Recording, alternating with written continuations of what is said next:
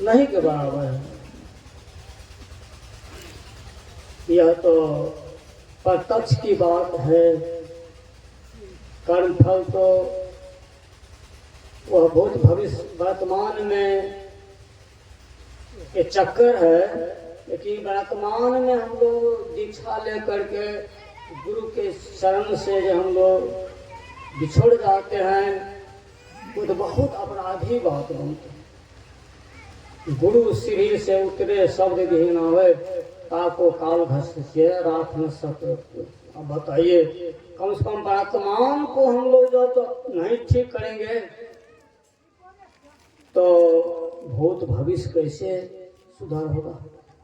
यही वर्तमान हम लोग को भूत भविष्य में मिलेगा, संचित काल यही कीर्मान बनेगा ना। पाठ सुन रहे थे ना, वर्तमान को हम लोग भूलते जा रहे हैं। यह तो बहुत गलती काम हम लोग कर रहे हैं, बिल्कुल राह को छोड़ते जा रहे हैं। अब बताइए, वर्तमान में राह छूटने के बाद वह कहीं मिलने वाला है? कम से कम इस सत्संग के छोड़ कर पकड़ करके रहना चाहिए। सब काम छोड़ करके सत्संग नाम को पकड़ना चाहिए। एक बार में 40-30 पैसे इतना बैठे थे दीक्षा में, और देखिए अभी खाली। बहुत मेहन ज्ञान है, लेकिन नहीं, मेहन नहीं है। हम लोग को घर घर में रावण है, सब हैं, सब दिन पढ़ते हैं, पाठ भी करते हैं 24 घंटा, सब घर में है, लेकिन यह ज्ञान नहीं है। जो बड़े भाग पहले सत्संग बिना प्रयास हुए भवंगा। अरे सत्संग आने से बिना प्रयास के जन्म के चक्कर से हम लोग को मुक्ति मिलेगा, जो कि वही मुक्ति के लिए देखिए कितने अभी खर्च हो रहा है। यह श्राद्ध, यह श्राद्ध है ना। श्राद्ध मतलब क्या?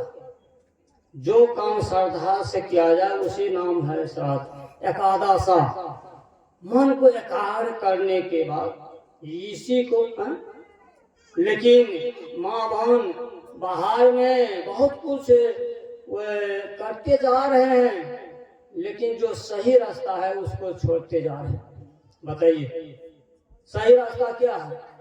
अभी हम लोग पाठ में सुन रहे थे, जो कर्म फल जो है किसी को नहीं छोड़े, राम कृष्ण कौन कहे।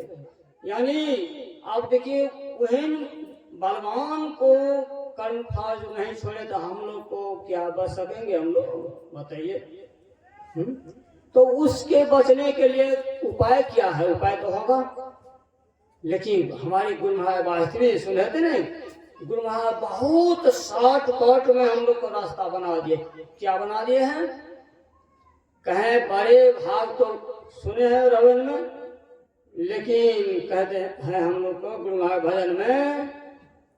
अब देखिए, यही मानुष के समैया में करू, परमेश्वर में प्यार, कार में धार में जला करके देंगे तुमको तार। यह जब बीज जब तक रहेगा या प्राण स्पंदन वासना, तब तक हम लोग को यह कर्म फल भोगना पड़ेगा। और शुभ अशुभ दोनों बात, तो यही गंभीर बात है। हम लोग शुभ कर्म करने के लिए दौड़ लगाते हैं, नहीं ठीक है, लगाइए, करना चाहिए, लेकिन वहां तो भी बुखारी में भरते जा रहे हैं ना। उसको भोगने के लिए तो फिर आना जाना होगा। देखिए गुरु महाराज कितने शॉर्टकट साधन में रास्ता बता दिए। अरे उसको भोगने के लिए आना पड़ेगा ना। हो अशुभ कर्म करते हैं एक तरफ, उसको बुखारी में भरते जा रहे हैं, तो दोनों को भोगना पड़ेगा। तो इसका उपाय है? नहीं है। उपाय है, उपाय यही है, कर्म धर्म को जगाने के लिए कर्म क्षेत्र से ऊपर उठना पड़ेगा। देखिए उपाय को जानिए, कुछ बहुत बड़ा विशेष रूप से सुनेंगे हम लोग। ये उपाय को, लक्ष्य को, इस इलाज को जानिए। जो हम बचना चाहते, सब चाहते हैं, विद्वान हो, बाबा हो, महात्मा हो, कोई हो, सब चाहते हैं बचने के लिए। तो उपाय है, तो उपाय हटाने के लिए कुछ करना पड़ेगा। तो उसी के लिए कहे हैं कर्म धर्म जला करके देंगे तुमको तार। तो कर्म क्षेत्र से ऊपर हम लोग कैसे उठेंगे? तो संत हाथ दीक्षा दिए हैं, देखिए अभी नहीं आ रहे हैं, दीक्षा दिए हैं मानस जप मानस ध्यान दृढ़ साध कर इनका प्रथम अभ्यास कर श्रुत शुद्ध करना चाहिए। और यही दो क्रिया करने के बाद शरीर संसार से जप करेंगे तो मुड़ेंगे संसार से, और मन ध्यान करेंगे तो ठहरेंगे। देखिए ये दो क्रिया किस तरह का काम, ठहरेंगे और दृष्टि साधन करेंगे तो क्या होगा? हम चल देंगे प्रभु के ओर, हम चल देंगे, या संसार का जो है से मूल होकर हम चल देंगे। अब देखिए तो यही होगा क्या? तीन तरह के रज बन जाएगा। संत चंदन जो लगाते हैं, एक होगा यह कौन मनोमय रज, मनोमय मन से बनेगा, मन से बना के हम लोग सब काम सब करते हैं, मनोमय रज। और उस रज लगाने के लिए है मानस ध्यान। और तब है आभा रज, देखिए आभा धरती का रज है वो, यह शरीर संसार एक ही चीज है, वो है आभा रज।